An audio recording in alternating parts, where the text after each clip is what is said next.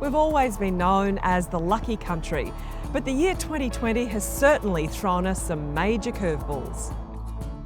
Who could have imagined the devastation of Australia's bushfires and the events that followed as a result of COVID-19? As the focus shifts to economic recovery and adjusting to our new normal, what will we remember as some of the important learnings from 2020?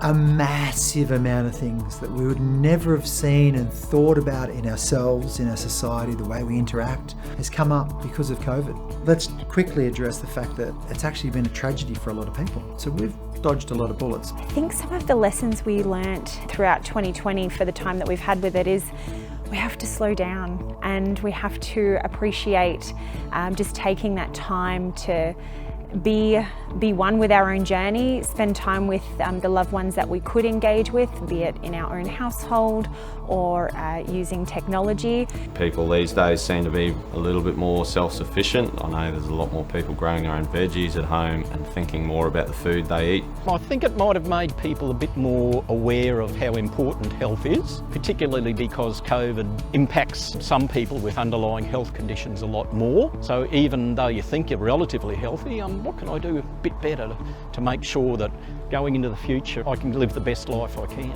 It's been very frightening for all of us when they were saying our age was more susceptible to this.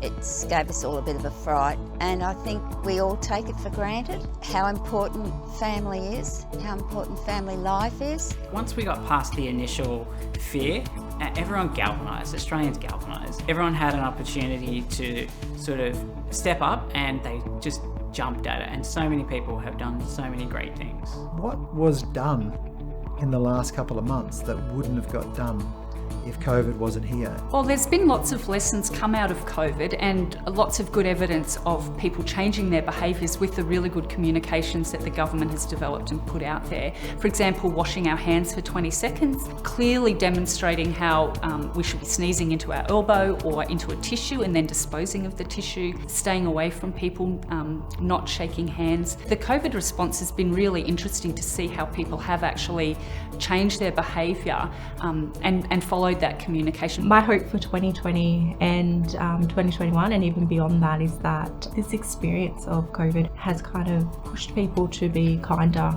nicer and caring and considerate for each other, but also to check in with themselves to make sure they're okay as well. I do think it's put a spotlight on wellness, and particularly in the fact that it's not just about physical wellness, it's about mental wellness as well, and what that means to be mentally healthy. Because while we're slowly easing on the restrictions, there's still a lot of stress and uncertainty and changes as well. Everybody's experienced probably what they needed to experience to come into the second half of 2020 with maybe clearer vision of who they are, what do they need to fix, what can I take responsibility for that might make a difference. This time during isolation, I believe a lot of people learnt a lot of things about themselves that deep down they knew but they didn't consciously know. One of the biggest things we've learnt is how can I be more prepared for what shot comes across my bow, including my immune system stronger. I'm also more aware of other ways that I can look after myself. I think they'll take away from this experience the importance of human connection and what that really means for us as human beings and society as well. The thing I would take away from this would be family, bringing everyone together and forcing you all together. I think social connectedness is one of the big windfalls out of COVID, and I just think it's just been such a powerful thing. It's highlighted some of the dysfunctional elements of the world the way it is, and what we need more than anything now to make sure it continues is open minds, open hearts and open viewpoints. Whether it's COVID or not, I think it's just making sure your family, your friends, your neighbours, they're doing okay. Just being nice and kind. It's important to look out for your loved ones. It's important to look out for your neighbours, and it's important to look out for the elderly. That's the best thing about Queensland, that's the best thing about Australia, is that we have that mateship. We look after each other when the chips are down. I would like to hope that we don't take anything for granted ever again. And what about you? What positives will you choose to take away from the events of this year and hold on to as part of your new normal? I've noticed that maybe we're a bit kinder to each other now. I've hoped we've learned to appreciate our health a little more and the health of our families. We have more time with family, so you're not just think about work.